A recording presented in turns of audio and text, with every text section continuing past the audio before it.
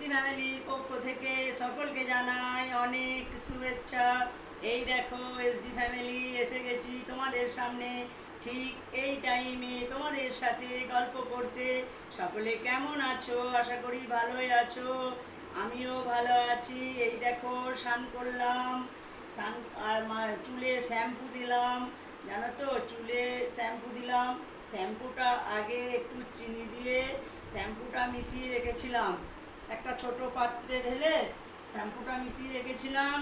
তো তারপর স্নান করার সময় একটু আগে রেখেছিলাম, স্নান করার সময় তারপর করলাম, শ্যাম্পু দিয়ে দিলাম। চিনি কিন্তু চুলের পক্ষে, স্কিনের পক্ষে খুব ভালো, শরীরের জন্য কিন্তু ভালো না, শরীরের জন্য একদম ভালো না, বিষ। কিন্তু স্কিনের পক্ষে, চুলের পক্ষে চিনি খুব উপকারী। এই বলেছিলাম না, ফেসিয়ালেতেও ওই চিনি দিয়ে ফেসিয়াল করেছিলাম বলেছিলাম। তো ওই শ্যাম্পু আজকে চিনি মিশিয়ে রেখেছিলাম, শ্যাম্পু করলাম, একদম চুল মসৃণ হয়ে গেছে। তো যাই হোক, সকালে কেমন আছো, কি করছো? আশা করি ভালোই আছো। আর এই দেখো আমি রোজকার মতো তোমাদের সামনে চলে এলাম এই টাইমে একটু গল্প করতে। আর সকাল থেকে আজকে কি করলাম জানো? সকালে উঠলাম, চাটা খেলাম, প্রাথমিক কাজ থাকে সেসব সারলাম, সেরে টেরে রান্না করলাম, রান্না করে টোরে তারপরে টিফিন খেলাম। আজকে টিফিন খেয়েছি কি জানো? আর এই কলা দিয়ে, ওই পাকা কলা আছে না, পাকা কলা দিয়ে আর ওই সুগার ফ্রি সন্দেশ দিয়ে মুড়ি খেলাম। আর কলার সাথে একটু দুধ নিয়েছিলাম, মাখলাম, মুড়ি দুধ কলা আর একটু ওই সুগার ফ্রি সন্দেশ নিলাম, নিয়ে খেয়ে নিলাম টিফিন। আর আর এখানে শিয়ালদা ট্রেনের খুব ভিড়ভাড় চলছে, প্যাসেঞ্জাররা নাকাল হয়ে যাচ্ছে। আমাদের বাড়ির এক সদস্য ওই যাই তো প্রত্যেক দিন শিয়ালদা অফিস যায়, তো তার ওই খুব অসুবিধা হচ্ছে। এখানে বেরোচ্ছে সকাল সকাল, ঢুকছে রাত্রি। আর বলো না তো, এই ট্রেন বিভ্রাট, মেনে নেওয়া যাচ্ছে না। তো যাই হোক, যে ওই যে বাকি ওই সব ট্রেনগুলো ওই কামরা ছিল না, ওইগুলো 12 কামরা করছে, সেই জন্য। আর লাইন টাইন কি সব মেরামতি করছে, সেই জন্য ট্রেনের বিভ্রাট। তাই একটু আবার তাড়াতাড়ি সকাল করে রান্না করতে হলো, একটু টাইম আগে বেরোচ্ছে। বাসেও যাওয়া যায়, বাসটা একটু আমাদের দূরে বাস স্ট্যান্ড, সেই জন্য বাসের থেকে ট্রেনেই ভালো। তো ওই জন্য বাসে গেলে বাসে যাবে, ট্রেন পেলে ট্রেনে যাবে। ওই জন্য সকাল সকাল রান্না করলাম, টিফিন গুছিয়ে দিলাম, টিফিন খেলো, খেয়ে বেরিয়ে গেল। টিফিন খেলো ছাতু মুড়ি গুড় দিয়ে টিফিন খেলো, পেটটা ঠান্ডা থাকবে সেই জন্য। এই বিশাল রোদ্দুর, বিশাল গরম দিয়েছে, আবার আবার বিশাল গরম দিয়েছে। তো এই গরম আবার কমবে, কয়েকদিন ভুগ করতে হবে। তারপরে এরপরে তো স্নান করলাম, তারপর ভাত খাবো। আজকে কি রান্না করেছি তোমাদেরকে বলি।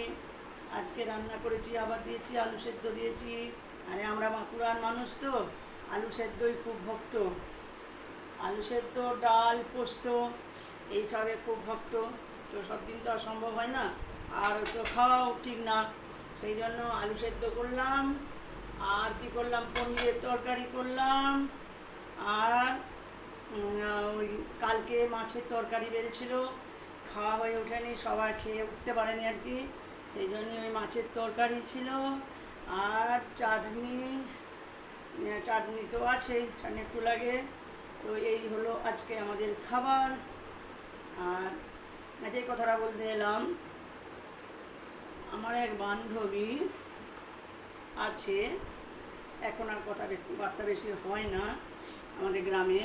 তো সে বলতো যে এরকম, আমি কোথাও বেড়াতে যাই না, ঘুরতে যাই না। আমি যে যাও, সময় থাকতে যেতে হয়। আরে ক্ষমতা থাকতে কিংবা এই সময় তোমার তো কোনো অসুবিধা নেই, সেই জন্য যেতে হয়, তাহলে সময় থাকতে যাও। না না, আমার ছেলে মেয়ে বড় হলে আমার ছেলে মেয়ে নিয়ে যাবো বলেছে, ঘুরতে বেড়াতে এখানে ওখানে নিয়ে যাবে। তো বেশ ভালো সুন্দর ফ্যামিলি ছিল, কিন্তু সেই জন্য বলে সময়ের কাজ সময়ে করা উচিত। জানো তো বন্ধুরা, তোমরা যদি কেউ এই পরিস্থিতির মধ্যে থাকো তাহলে সময়ের কাজ সময়ে করো, না হলে আর ওই কাজ আর তোমাদের হয়ে উঠবে না। এই তো চোখের সামনে দেখলাম, তো এখন তার কি অবস্থা জানো? তার সামনে তার ছেলে বৌমা ঘুরতে যাচ্ছে, ডোন্ট কেয়ার। কেউ বলে না যে হ্যাঁ মা বাবা কি দিদি আছে একজন, দিদি চলো, বলে না। তো এখন আমার কাছে দুঃখ করে, কান্নাকাটি করে। আমি বলি এই দেখো, তোমাকে বলেছিলাম যে সময়ের কাজ সময়ে করো। তুমি তো তখন খুব ছেলে মেয়েদের গর্বে একেবারে পা পড়ছিল না, এখন বুঝো, এখন বোঝো, আমার কথাটা স্মরণ করো। বলছে হ্যাঁ সবিতা, ঠিক বলেছিলে, আর বলো না, আমি কিন্তু বিশাল আপসেট। তো এই সেই তার আর দুঃখের শেষ নেই। তার এখন দুঃখের ঘটনা শুনবার মতো কেউ নেই। আমারও অত সময় হয় না, মাঝে মাঝে ফোন দেয়, কিন্তু আমার আর অত সময় হয় না। তো খুব কষ্ট লাগে, বহু কষ্ট করে ছেলেদেরকে মানুষ করলো জানো, বহু কষ্ট করে ছেলেদেরকে মানুষ করলো। কোনো একটা পয়সা অপচয় করেনি যে না আমার ছেলেরা বড় হবে, মানুষের মতো মানুষ হবে, তারপরে আমরা সব কিছু করবো, ঘুরবো, বেড়াবো, খাওয়ার কোনো প্রবলেম নেই, বলে খাওয়ার কোনো প্রবলেম নেই। তো এই সবের ব্যাপারগুলো খুব কষ্ট পায় আর কাঁদে, চোখের জল ফেলে জানো। আমি গেলে তো সামনেই চোখের জল ফেলে, আর ফোন করতে করতেও কেঁদে একদম অস্থির হয়ে যায়। তো কি আর করবো বলো, করার তো কিছু নেই। আর আমাদেরও সেরকম কোথাও যাওয়া হয় না, আর যাওয়া হলেও তো ওখান থেকে এখানে নিয়ে যাওয়ার মতো পরিস্থিতি পরিবেশ কিছু থাকে না। এই আমরা হয়তো টিকিট কাটলাম, ওর হয়তো অসুবিধা, আর ওর হয়তো অসুবিধা যখন, তখন আমাদের অসুবিধা, এই নিয়ে তাকে আর সঙ্গে নিয়ে যাওয়া হয় না। তো তার এখন আর দুঃখের শেষ নেই। সে এখন কি বলবো, মানে ওই এখন বিয়ে হয়েছে, ছেলের একজন বাইরে থাকে আর একজন ঘরে থাকে। ঘরে তার কোনো অস্তিত্ব নেই, ঘরে অস্তিত্ব নেই।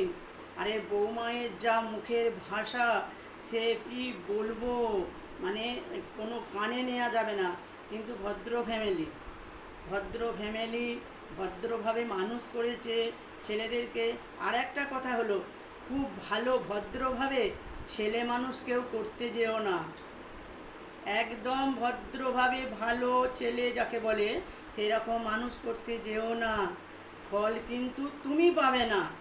গাছ লাগিয়ে রাখো, ফল খাবে অন্যজনা এসে, ফল ধরবে গাছে, অলরেডি ফল ধরবে কিংবা ধরেছে, আরও ধরবে, ফল বারবারান্ত হবে, কিন্তু তুমিই খেতে পাবে না। এই হলো এখনকার যুগের ইতিহাস। ওর কেন আরও শুনতে পাই, কম বেশি শুনতে পাই, তো এত ডিটেলসে জানি না। তো ওর যেটা আমি ডিটেলসে জানি, ছোটোবেলা থেকে দেখেছি, যখন ওর বাচ্চারা ছোটো ছিল সেইভাবে মানুষ করেছে দেখেছি, এই মতোভাবে জানি না। কিন্তু এই ফেসবুকের যুগ এসে যেই বান্ধবীর সঙ্গে কথা হোক না কেন, সে শুধু ওই দুঃখই আরম্ভ করে। তো দেখো, আর একটা কথা কি, আরে দুঃখ না থাকলে আর কেউ তার সাথে মেলামেশা করে কথাবার্তা বলে না। যারা দেখবো সুখে আছে, ভালো আছে, অনেক ঐশ্বর্যের মধ্যে আছে, তারা কিন্তু এই রকম দুঃখী মায়েদের সাথে যোগাযোগ ভালো রাখে না, তাদের মন মানসিকতা আলাদা রকম। তো যাই হোক, মোদ্দা কথা হলো কি, সময় থাকতে সময়ের কাজ করুন, আর ছেলে মেয়েদেরকে অতি ভদ্রভাবে কেউ মানুষ করো না। চোখের সামনে আমিও দেখেছি, আর তোমরাও অনেকে দেখে থাকবে, দেখছো, আরও দেখবে কালে কালে কি হয়। সেই জন্য এক বান্ধবী বলেছিল যে সবিতা এসো, আমি লাইভে আসি, নাহলে কিন্তু আমাকে আর দেখতে পাবে না, মজা করে বলেছিল আমি মরে যাব। আমি যে না, মরবো কেন, মরণ যখন আসবে অতি অবশ্যই মরতে হবে, কিন্তু আরও কিছুদিন দেখি কালে কালে কি হয়। এত বৃদ্ধাশ্রম কেন? বাবা মায়েরা কষ্ট করে ছেলে মানুষ করে বৃদ্ধাশ্রমে থাকবো বলে। হয়তো দেখা যাবে যে বাবা মায়ের নামেই বাড়ি, তাদেরই জায়গা নেই, তাদের জন্য জায়গা নেই। তাদের সব থেকে ছোট রুমটা, যতদিন তারা বাস করে বাড়িতে, সব থেকে তাদের ছোট রুমটা, ছোট রুম মানে কি বলবো, আরও আরও ভালো ভালো রুমের থেকে হয়তো আরও কোয়ালিটি কম, এই ব্যাপার স্যাপার। তাদের জায়গা নেই, অবশেষে তারপর লাস্ট ঠিকানা হয় বৃদ্ধাশ্রম। বৃদ্ধাশ্রমে মানুষ করব বলে, বৃদ্ধাশ্রমে বাস করব বলে ছেলে মানুষ করেছিল। তারা বোঝে না যে আমাদেরও ওই একদিন আসবে। নচিকেতার ওই গানটা শুনলে সত্যি চোখ দিয়ে জল পড়ে। নচিকেতা একদম বাস্তবকে তুলে ধরে যে গানটা করেছিল, গানটা শুনলে সত্যি আজও অনেক দুঃখিনী মায়ের চোখে জল পড়ে। কেন এটা কেন হবে? এর থেকে নিঃসন্তান থাকা অনেক ভালো। দুষ্টু গরুর থেকে শূন্য গোয়াল অনেক ভালো। এই কষ্ট মা বাবারা আর নিতে পারে না, তাদের আর নেওয়ার ক্ষমতা নেই। এত কষ্টের পর একটা বাচ্চা মানুষ করে, মানুষ কত স্নেহে মায়ায় লালন পালন করে, মায়ায় ভরা সংসার বলে, তো সে মায়ায় ভরা জীবন এত কষ্ট করে ছেলে মানুষ করে আজকে যদি মা বাবাকে দু চোখে জল ফেলতে হয়, কষ্ট পেতে হয়, বৃদ্ধাশ্রমে থাকতে হয়, তাহলে নিঃসন্তান থাকা অনেক ভালো। তাই যাই হোক, যে কথাটা বলছিলাম, তো সেই ওই ওই ওই বান্ধবীকে বলেছিলাম, বান্ধবী নয়, আমার ওই জায়ের মতো বড় বয়স্ক, তো এখন যেই বেশি গল্প করে কথা বলে সেই বান্ধবী হয়ে যায়, বাড়ির মানুষ সবাই বলে আর কি। তো যাই হোক, সেই জন্য সময়ের কাজ সময়ে করো। তুমি করব, যাব, খাবো, বলবো বলে কিচ্ছু বাকি রেখো না। তোমার মন হচ্ছে তুমি খেয়ে ফেলো, তোমার মন হচ্ছে এই কাজটা করব, করে ফেলো, মন হচ্ছে আমি ঘুরতে যাব, ব্যবস্থা করো, সঙ্গী খুঁজো, চলে যাও। কে কখন বাড়ির মানুষ নিয়ে যাবে, দয়া করবে, এই ভরসায় কেউ থেকো না, কারু থাকা উচিত না। তাই বলছি, সময়ের কাজ সময়ে করো। সকলে ভালো থেকো, সুস্থ থেকো। আবার আসবো কাল এই টাইমে তোমাদের সাথে গল্প করতে, আড্ডা দিতে।